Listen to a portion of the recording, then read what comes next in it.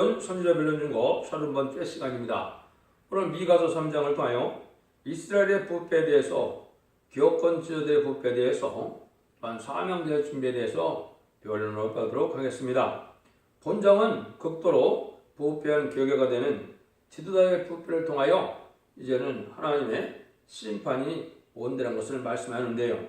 이사 59장과 같이 하늘 보시기에 부패한 불의한 자들이 기업권을 쥐고 또 패역한 일을 할 때 하나님은 강권적인 역사로 새로운 종을 준비시켜서 사명의 계대자로 하나님의 구원의 섭리를 이루어가야 된다는 것을 말씀했는데요.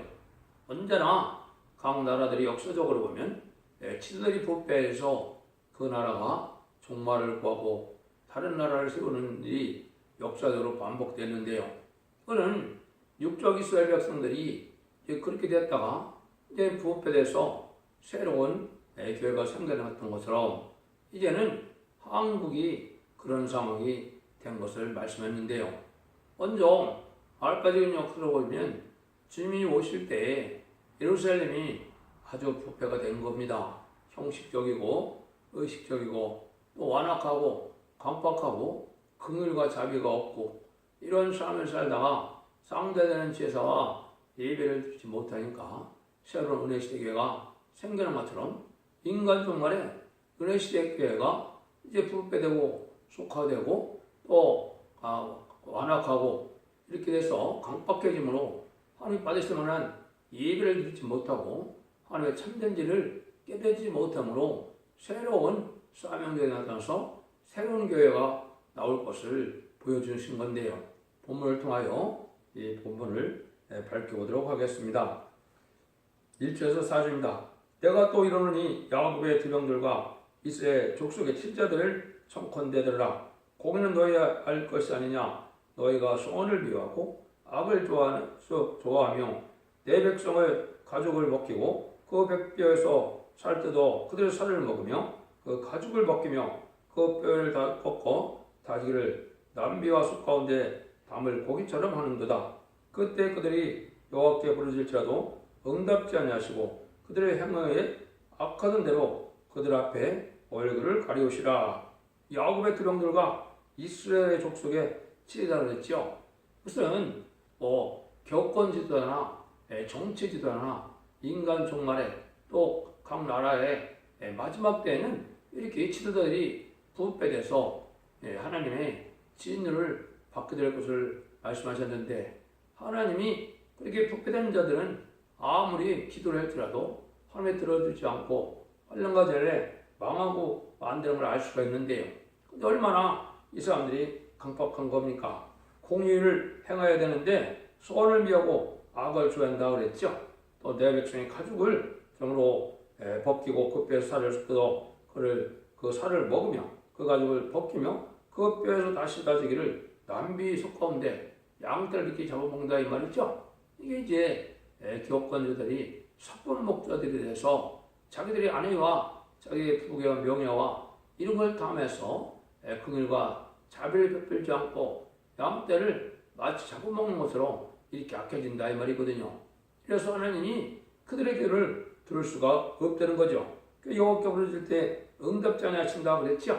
그래서 하나님이 이렇게 이제 악한 일들이 이럴 걸 보이는데, 구체적으로 이것을 이제 이사 59장에도 이거를 말씀했고 이사 1장에도 이런 일을 말씀했죠. 이사 1장도 보면 형식적으로 많은 재물을 바치고 많은 기름을 바치고 했지만은 마당만 밟는 그런 종교 생활이 될 때 완악하고 강박한 자들일 때 뭐라고 말씀하십니까? 1장 15, 이사 1장 15절 17절에 보면 너희가 손을 펼 때 내가 눈을 가리우고 너희가 많이 기도할지라도 내가 듣지 아니하리니 이는 너희 손에 피가 가득함이라. 너희는 스스로 씻어서 씻으며 스스로 깨끗게 하며 내 목전에서 너의 악업을 버리며 악행을 거치고 선행을 배며 공의를 구하여 학대하는 자를 도와주며 고아로에 신원하며 과부하여 변화하라 하셨느니라. 이렇게 긍휼과 자비가 없는 이런 삶을 살아가는 이 종교 지도자들이 하나님이 이제 환난 때 아무리 기도하더라도 받아들이지를 못한다는 얘기죠.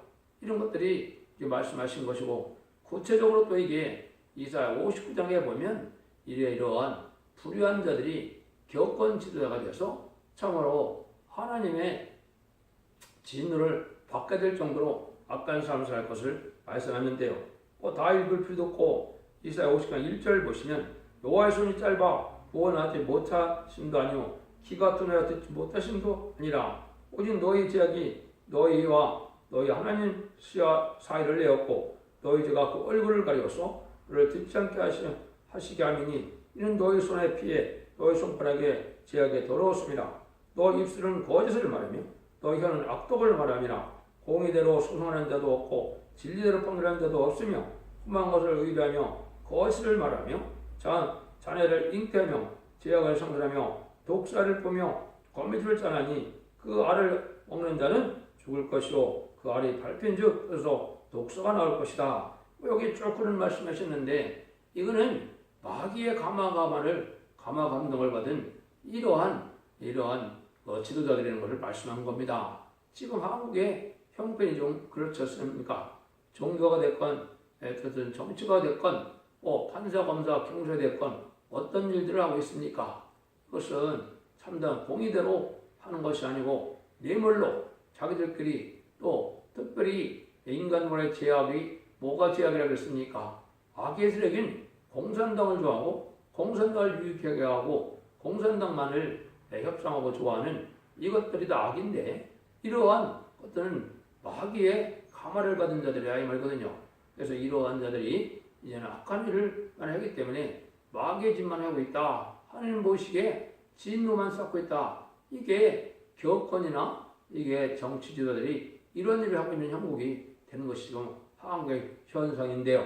이것을 이제 이사야 48장 4절에 보면 이제는 뭐라고 그랬느냐. 교권 지도자들이 어떻게 하냐. 너는 완악한데 네 목의 힘줄은 무세요.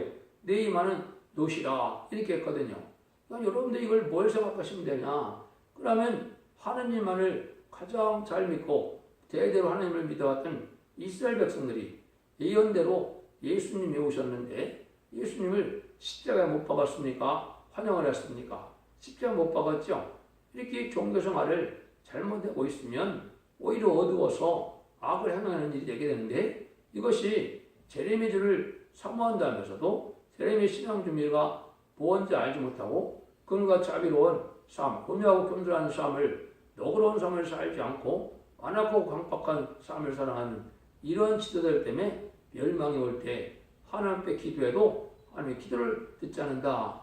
시인판의 환란 지향이기 때문에 하나님의 절대적인 보호와 인도가 아니면 피할 수도 없고 살아남을 수도 없는 것이 시인판의 환란이거든요.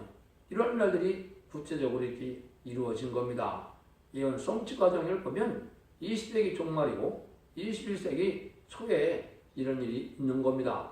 그래서 이것이 지금 그런 때가 되어서 지금은 사명자가 이제 나오지만 준비되어서 본격적인 3장론에 들어갈 때가 임박한 때가 됐거든요. 이걸 이제 구체적으로 또 말씀하시죠. 이렇게 사랑이 없는 그런 기도만을 해갖고는 소용이 없다 이 말이죠. 5절 6절입니다. 내 백성을 유혹하는 선지자는 이에 물면 평강을 있으나 그 입에 무엇을 채워주지 아니한 자에게는 전쟁을 준비한다. 이런 선지자에 대하여 여호와께서 가라사대 그러면 너희가 밤을 만나리니 이상을 보지 못할 것이요 흑암을 만나리니 점치지 못하리라 하셨나니 이 선지자 후에는 해가 져서 캄캄함이라. 평강은 있으나 자기 유익만을 위한다 이 말이죠. 자기가 유익이 되면 얘는 좋아하고 유익이 안 되면 이렇게 완악하고 그런다는 것이죠. 그러니까 이건 거의 선지자가 사건 목적이 다 됐기 때문에 사고로 하기 때문에 양떼를 긍휼하고 불쌍히 하는 것이 아니고 양떼를 이용만 해먹는 이런 자들이 된다 이 말이죠. 그래서 대접받기나 좋아하고 아주 거들먹대기나 하고 완악하고 교만하고 강박해서 하나님의 긍휼을 받지 못하는 그런 종이다. 그래서 여기 보면 참 그렇죠. 마치 하나님의 참된 종이라면 어떻게 양떼를 해요. 자기 목숨을 아끼지 않고 희생수고로 하여 자기가 양떼들도 숨기고 잘 돌봐야 될 입장인데 그런 삶을 살아가지 않고 자기 중심으로 해서 싸운다 이 말이죠. 교권을 해요. 자기 명예를 해요. 아니와 세상에 알락을 해요. 이렇게 중심이 그런 종교생활을 하는 자들이 하나님 앞에 인정받지 못해서 여기 보니까 뭐랬어요? 흑암을 만난다 그랬죠? 그래서 이사야 42장이나 이사야 56장 9절에서 12절도 보면 누가 하나님이 소경이고 누가 기먹으리라 그랬어요. 내 종이고 내 사명자다 그랬죠? 성전자다 그랬죠? 그래서 뭐라 해? 너희는 봉아리 같은 개요 탐욕에 심한 몰각한 목자다 이렇게 얘기를 하셨거든요. 이거 자체가 바로 뭐냐? 인간 종말에 종교지도자들이 이렇게 악한 자들이라서 탐욕만 심하고 또 때를 따라 나라는 양식으로 신앙 준비를 시키지 못하는 하나님의 종들이 그렇게 살아갈 것을 보여주시고 예언하신 것이죠. 그래서 때가 어느 때인지 알지 못하니까 신앙 준비를 어떻게 해야 되는지, 등불과 기름진 거가 무엇인지, 죽지 않고 세세가는 복음의 내용이 무엇인지 원죄적 문제를 해결받아서 죽지 않고 변을 숨잖아요. 죄인을 영접하는 신앙 준비를 하지 못하는 일들이 벌어지니까 흑암에 잠긴 종들과 마찬가지다 이 말이죠. 그러니까 소용이 없는 그런 목회자들이 다 됐다는 것이죠. 그래서 종교 지도자들이 이렇게 탈선된 일을 많이 한다 이 말이죠. 그래서 하나님의 뜻을 이루어서 하나님 앞에 충성과 지를 다하고자 하는 마음으로 희생수고라요 양떼를 섬기고 하나님의 뜻을 이루고자 하는 그런 마음에 놓고 자기 유익과 자기 안으려고 해요. 이렇게 살아가는 자들은 하나님이 이제는 흑암을 덮어서 오히려 하나님의 참된 지를 깨닫지 못함으로 때 멸망의 때를 알지 못하고 심판의 환란의 때 멸망을 당한다는 사실을 알려주신 것이죠. 7절 8절을 보시면 선견자가 부끄러워하며 술객의 수치를 당하여 그 입술을 가리울 것은 하나님의 응답지 아니하시느니와 오직 나는 여호와심으로 말미암아 권능과 공의와 재능으로 시험을 얻고 야곱의 허물과 이스라엘 죄를 그들에게 보이리라. 그래서 하나님이 이러한 그 종교 지도자들이 부패에 들어서 실만하지 못할 때 하나님은 이제 새로운 종을 예비하고 준비하는 사실을 알려서 오직 나는 여호와의 신으로 말미암아 권능과 공의와 재능으로 체험을 얻고 그랬죠. 이것이 이제 성경적으로 이라 19장 20절에 보면 애굽 땅 중앙에 제단을 세웠는데 부패 때가 오므로 한 구원자를 다시 보낸다, 한 보호자를 보낸다 이렇게 말씀하셨거든요. 그 다음에 또 하나님께서 뭐라고 얘기했느냐? 이사야 59장 16절에 보면 때가 돼서 하나님께서 이제는 새 시대를 보내고 또 하나님의 말씀의 사명자로 하나님의 대행자를 쓸 종이 있나 살펴보니까 없다는 것이죠. 새 시대의 복락을 누릴 만한 신앙 준비도 안 돼 있고 또 하나님이 들어서서 말씀의 사명자를 쓸 만한 종을 찾아봐도 없다는 것이죠. 그게 이사야 59장 16절입니다. 사람이 없음을 보시며 중재자 없음을 이상히 여기셨으므로 자기 발로 스스로 본을 베푸시며 자기를 스스로 의지하사 이런 말씀이 있거든요. 그러니까 하나님은 어떻게 해요? 새로운 종을 부득불 일으켜야 되겠죠. 다 부패니까 하나님의 섭리를 이제 이루어갈 수 없게 될 지경이니까 하나님께서 새로운 종을 예비하고 준비해야 되는 일이다. 근데 그 종이 뭘 한다는 겁니까? 야곱의 허물과 이스라엘 죄를 그들에게 보인다 그랬죠. 그러니까 이거는 영적으로 육적으로 많은 죄와 허물을 개살하고 원죄적 범죄를 해결받지 못하는 그런 신앙을 지적하는 방법은 뭘까요? 그거는 예언서 계시록을 본문 그대로 밝혀서 하나님이 의롭게 그리는 것이 무엇인지, 하나님이 불의롭게 그리는 것이 무엇인지, 하나님 편의 소원이 무엇인지, 악이 무엇인지, 어떻게 우리가 의롭게 사는 삶을 살아야 되는지, 불의한 삶을 사는 것이 무엇인지, 죄가 무엇인지를 구체적으로 알게 하는 일이거든요. 이런 일들을 이제 하시는 것이 말씀의 사명자죠. 근데 여러분들이 보면 예언서 계시록의 모든 변론의 내용을 이제는 변론의 책으로 또 영안으로 영어까지도 해서 영안 변론으로 이사야 8장 1절에 통역 문자로 하신다 그랬기 때문에 그런 말씀이 있죠. 또 유튜브로 모든 것들을 다 밝혀서 무엇이 하나님이 기뻐하는 일이고 어떤 거 하는 것이 하나님의 뜻이고 하나님의 사명이 무엇인지를 잘 밝히는 일이 인터넷에 보면 다 나와 있죠. 홈페이지, 블로그, 카페, 유튜브 이런 걸 보면 지금 다 나와 있습니다. 이런 일을 하는 자가 하나 벽이 신앙이 준비되고 말씀의 사명대로 예비되는 종인 것을 우리가 알 수가 있는 겁니다. 9절에서 12절입니다. 야곱 족속의 두령과 이스라엘 족속의 치자 곧 공의를 미워하고 정직한 자를 굽게 하는 자들아 청컨대 이 말을 들을 자다. 시온을 피로 예루살렘을 지하로 건축하는도다. 그 두령은 뇌물을 위하여 재판하며 그 제사장은 삭을 위하여 교훈하며 그 선지자는 돈을 위하여 훔치면서 오히려 여호와를 의뢰하며 이르기를 여호와께서 우리 중에 계시지 아니하나 재앙이 우리에게 임하지 아니하는도다. 이러므로 너희로 인하여 시온은 밭같이 가멸당하고 예루살렘은 무대가 되고 송전에 사는 스프의 높은 것 같이 되리라. 남을 다른데 하면서 공의를 미하고 정직을 굳게 하고 뇌물을 중심하여 판단하고 삭을 하여 교훈하며 남을 치도하니 하나님께서 이런 자들을 비유할 수밖에 없다는 것이죠. 요즘에 제가 말씀드린 것처럼 한국에 지금 정치나 종교나 지도들이 지금 말할 수 없이 부패가 된 것을 느끼죠.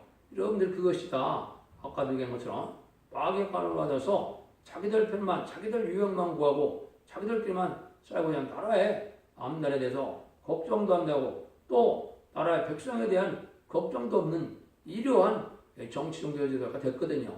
오늘 두 번 그런 말씀 하셨지 않습니까?